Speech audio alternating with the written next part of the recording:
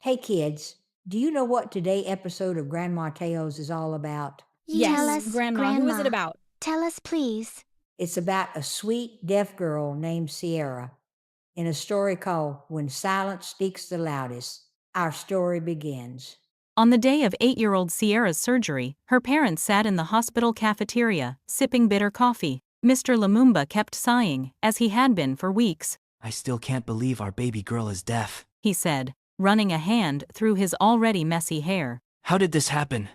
How could this happen? He looked at his wife, Lola, Sierra's mum, who was staring at their untouched food.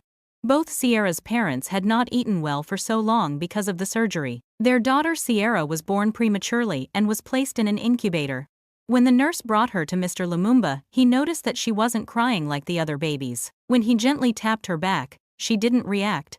And when he talked to her, she didn't turn her head towards him. He remembered thinking how strange it was. But it was only when she was 6 months old that they learned she couldn't hear. Mr. Lumumba couldn't come to terms with it. He would ask, How do we fix this? but the doctors didn't have any answers for him since there was no cure for deafness.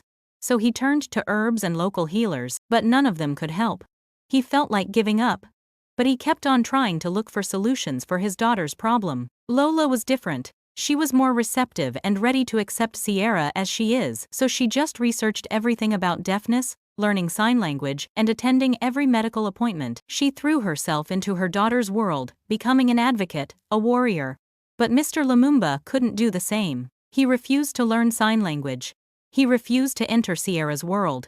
He remained stuck in his own world of anger and grief. And now here they were in the hospital cafeteria, surrounded by other parents discussing their children's surgeries, their future implants and therapies. And all Mr. Lumumba could think about was how much better it would have been if they never came here today. He had tagged along in one of Sierra's therapy, and the doctor had asked them to wait in the cafeteria as he ran some tests. One day, as he was standing in the bathroom, he splashed water on his face and thought, I have to talk to Sierra, my sweet daughter, and apologize. he missed her so much since he had distanced himself from her due to her deafness because of denial and disbelief. But when he walked into her room, he saw something that made him freeze.